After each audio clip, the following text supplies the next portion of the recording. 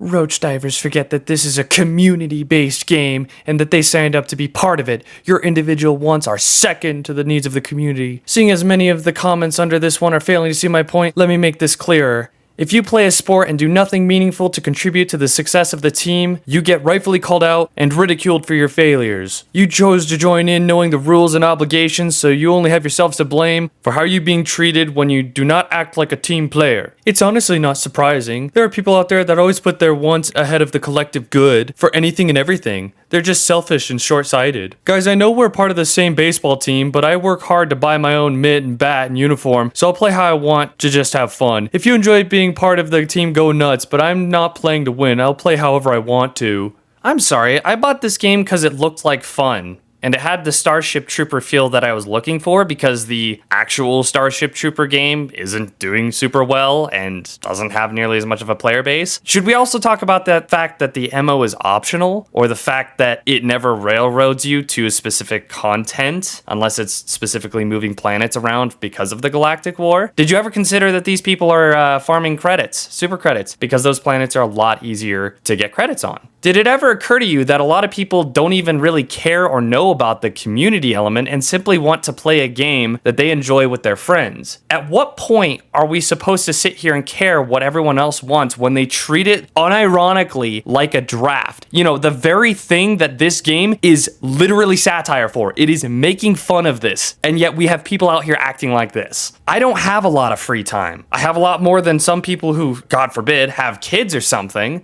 If I hop on a game with the intention of playing it, I'm going to play it the way I want to, which might involve not doing what the funny text on the screen says. And sometimes we get MOs that are like a week long, and the last major one was 2.5 weeks long. At a certain point, I'm gonna get bored of the same faction for 2.5 weeks when all I do is come home and fight the same faction for, God forbid, 2.5 weeks. I'm gonna go do something I actually enjoy, or I'm not going to engage with it to begin with because I paid for this game with the money I got from the job I work. And you're damn right, I'm going to be selfish and use my free time outside of my job to play a video game I bought with my own money the way I see fit. And if that means ignoring 2/3 of the game to enjoy the part I like, damn right I'm going to do that. It's not a skill issue to have preferences or want a specific feel from a game. So what if it has the Terminator aspect or War of the Worlds? If I bought the game because it has the Starship Trooper aspect and that's all I wanted from it, that's all I'm gonna play. These analogies don't even work because one signs up for a baseball team and agrees to certain terms and conditions, or else they're off the team. No one signed up for anything. This analogy doesn't work. What are you gonna do if I don't do it? Take my game away because I'm not playing it the way you want? Here's another one for you. One side stamps their feet and refuses to do what they're told, and the other side wins a war. Yet somehow we're the children. Yes,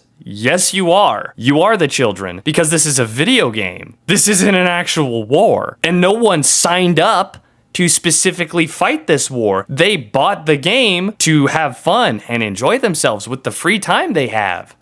Not prioritizing someone else's needs or wants because they say so or because the funny text on the screen suggests it. This isn't a job. Doing what I'm told, at what point is the text on the screen in the game an obligation? I like this one right here. It says, it becomes a duty once they pay me to play. I couldn't agree more. This is just ridiculous. I'm really not sure where this idea that you are entitled to someone else's time or how they play a video game has happened, but only in Helldivers can someone be this entitled and just this crazy about it. You're unironically advocating for someone to have control over what I do after work, what I do with my personal time. And a lot of people say, oh, your one good argument is I'm just having fun with the game how I want. That's literally the point of a video game.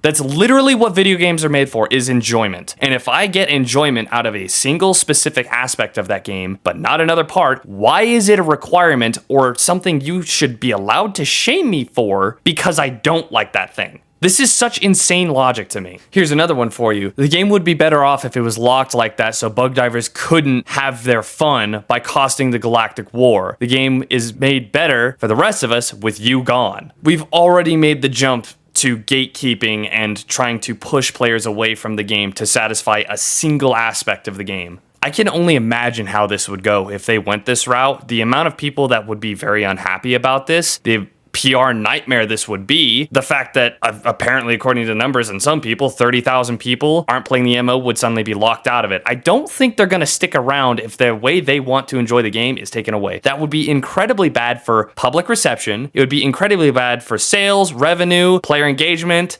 possibly even the company stocks. Like that would be a pretty big hit to the game financially. That would be an incredibly stupid move and a very, very, very bad idea. And on the flip side, I've seen some suggestions that are actually good, but I think it would come at a very bad time with how spicy of a topic this is, because there's a lot of people talking about it. Granted, it should obviously be noted that it is a very small portion of the community that is actually complaining or talking about this, but with how it's kind of circulating, me personally, I don't think it'd be a good idea to implement anything like this right now, maybe in the future. A lot of the reasonable people in this are suggesting things like having better rewards for the MO, better incentives, the cape that's coming out being only given to people who are running the MOs, which I can agree with. I think that would be a reasonable change. I think there's way better ways to do this than just bullying people or locking them out of content that they want to play or shaming them for, God forbid, having an opinion and playing a game that they paid for how they want. And a lot of these people also conflate someone being on their own, playing a bug mission the way they want, and not doing the major order as active sabotage or ruining the game for everyone else, which is simply just not true. I can guarantee Arrowhead does not have the same opinion here. That's 30,000 people that are actively enjoying and playing the game, and again, driving player numbers up and giving them revenue, probably, farming super credits, whatever, just keeping a live service game alive, and somehow that's a problem. Somehow the community element that, again, is completely optional is a straight up requirement to these people, or it's an obligation or fucking job. I don't know how we've come to this. You don't win every MO. They don't make every MO easy. And a lot of people immediately blame the quote-unquote bug divers for this. And I see a lot of blame being thrown specifically at one faction, one group that fights a specific faction, and not the fact that there's people on the bot side that don't engage with the MO. But that's excusable because it's a smaller margin, according to some of these people. The video I got a lot of these comments from actually had some good ideas on how to incentivize people to play other factions. Some of them I think are a little bit too punishing, and again, this is all about keeping player numbers up, not just satisfying the need to make the MO more relevant to some people. Things like tariffs where you get less of a certain resource like ammo or stims if you're not fighting on the MO. As an example, I'm not going to go through a whole list of things they could do. I'm just going to point out that there's like 70 to 80% of the player base that actively engages with the MOs, and I'm one of them. And even I do not agree with a lot of this unhinged ranting against a very small section of the community that just wants to play the game how they want because that's what they bought it for.